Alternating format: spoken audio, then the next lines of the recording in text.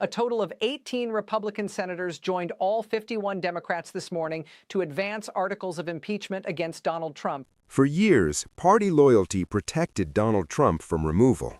That loyalty just collapsed. Senior Republicans are now calling his actions indefensible, not because of pressure from Democrats, but because they say their oath left them no choice. This is no longer about left versus right. It's about whether the system can survive a moment like this. And what's coming next may decide the future of the presidency itself. This rupture didn't start on the Senate floor.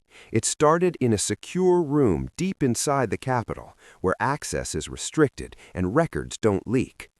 According to multiple senators, what they were shown there forced an immediate reckoning. The briefing laid out a timeline, specific dates, specific locations, and a chain of decisions that senators say could not be explained away as politics or policy. Intelligence officials walked lawmakers through material gathered over months, intercepts, financial traces, and internal warnings that had quietly piled up while party leaders kept defending the president in public. What stunned even Trump's allies was not a single document, but the pattern: actions followed by payments, conversations followed by approvals, over and over again. One Republican senator reportedly said afterward, "This wasn't one bad call, it was a system." By the time the briefing ended, several senators had already decided something irreversible had happened. They just hadn't said it out loud yet. Because the real shock wasn't what the intelligence showed, it was what it implied and who it implicated next. Less than 2 hours after that briefing ended, something unprecedented happened. A group of Republican senators quietly assembled in a secure conference room. No staff, no phones, no cameras. This was not scheduled. This was damage control turning into decision-making. According to people familiar with what happened inside, the mood wasn't angry, it was grim. Lawmakers who had defended Trump for years weren't debating spin, they were debating responsibility. One by one, senators acknowledged the same reality. Defending this would not just protect the president, it would bind them to the consequences. At that moment, a line was drawn. Either impeachment was a partisan weapon they refused to touch, or it was a constitutional tool they were now obligated to use. That question hung in the room longer than anyone expected. What broke the stalemate was not politics, but fear. Fear of history, of records, of what future hearings would uncover if they did nothing. And that's when the conversation shifted from whether to act to how fast they could move before the damage spread even further. For years, Trump survived because every controversy left room for doubt. This time, senators say that room vanished. What they were shown didn't rely on motives or interpretation. It relied on convergence. Multiple streams of information told the same story. Communications matched timelines, financial movements followed decisions, witness accounts lined up with technical data. According to senators briefed on the material, no single piece stood alone, but together they formed something airtight. That's why the internal debate shifted so fast.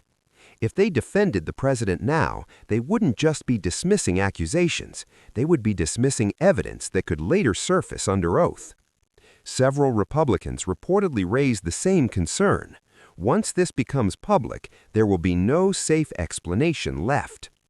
Even arguments that once worked, executive authority, political targeting, partisan motives, collapsed under the weight of specifics.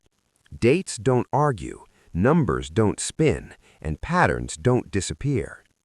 By the end of that day, defending Trump wasn't a political risk, it was a legal one. And that realization changed everything about what came next. By that evening, the fallout was no longer contained. Word spread quickly through Republican leadership that something fundamental had shifted.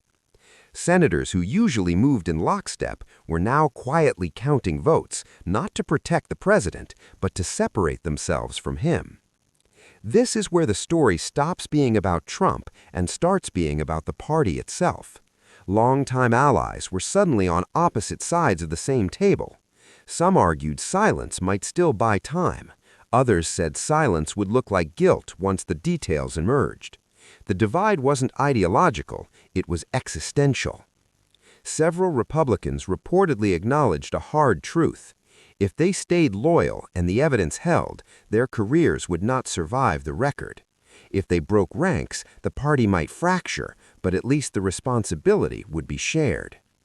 That's when the language changed. Not how do we defend this, but how do we survive it? Because once senior Republicans began preparing impeachment language themselves, one reality became unavoidable.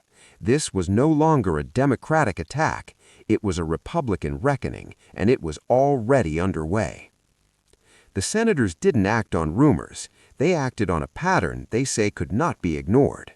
Intelligence presented in the classified briefing reportedly included decrypted communications, financial records, and multiple whistleblower testimonies, all pointing to the same conclusion.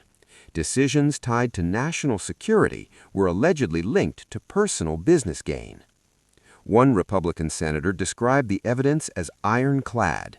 Another said, it's not just a mistake or misjudgment, it's a consistent chain of actions no one could rationalize as policy.